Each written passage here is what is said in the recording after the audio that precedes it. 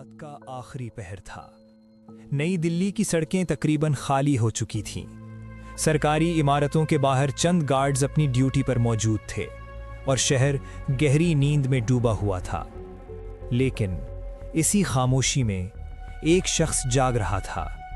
एक ऐसा आदमी जो बज़ाहिर आम था मगर हकीकत में सरहदों के दरमियान चलने वाली खामोश जंग का हिस्सा था। उसका नाम अब्दुर्रहमान था। कम से कम यही नाम उसके पासपोर्ट पर लिखा था, मगर सरहद के उस पार वो एक और शनाख्त रखता था, एक ऐसी शनाख्त जो कभी जाहिर नहीं होनी थी। वो एक इंटेलिजेंस ऑपरेटिव था। सन 2000 की दिहाई के आगाज में भारत और पाकिस्तान के दरमियान कशीदगी बढ़ रही थी। सरहद पर फायरिंग के वाक़यात, सिफारती बयानात और खुफिया मालूमात की जंग अपने उरूज पर थी। इसी दौरान अब्दुर्रहमान को एक खामोश मगर अहम जिम्मेदारी सौंपी गई। उसे एक कारोबारी शख्सियत के रूप में भारत भेजा गया।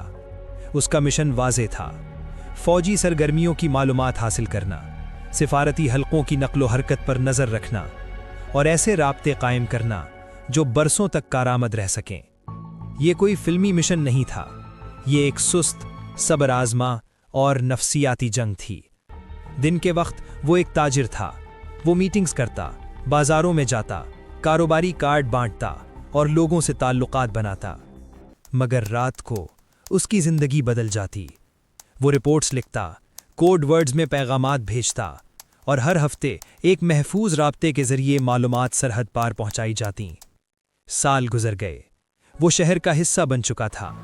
पड़ोसी उसे जानते थे, दुकानदार उसे पहचानते थे, मगर कोई उसकी असल शनाख्त नहीं जानता था। हर जासूसी मिशन में एक लम्हा ऐसा आता है जब किस्मत बदल जाती है। अब्दुर्रहमान के लिए वो लम्हा एक फ़ोन कॉल थी। एक खुफिया नंबर से की गई बात इंटेलिजेंस मॉनिटरिंग सिस्टम में आ गई। पहले किसी ने ज़्यादा तवज्जो न दी, मगर उसी नंबर से दूसरी कॉल हुई और फिर तीसरी। अब शक पैदा हो चुका था। चंद ही दिनों में उसकी निगरानी शुरू कर दी गई। उसकी नक्लो हरकत रिकॉर्ड होने लगी। उसकी मुलाकातों की तस्वीर ली गईं। उसके राब्तों का तज्जिया किया गया। अब्दुर्रहमान अपनी रोज़मर्रा ज़िंदगी में मसरूफ़ था, मगर अब वो शिकार बन चुका था।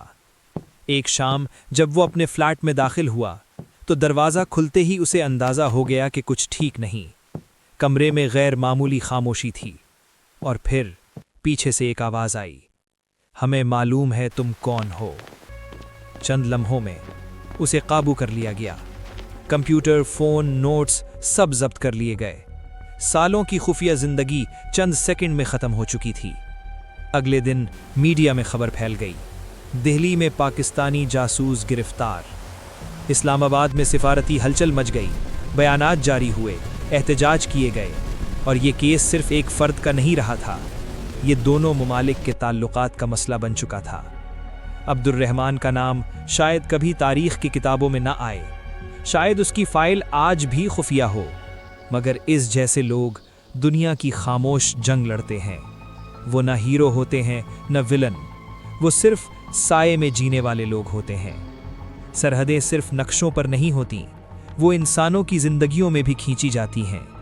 और कभी कभी एक आदमी की खामोश ज़िंदगी दो मुल्कों की सियासत बदल सकती है।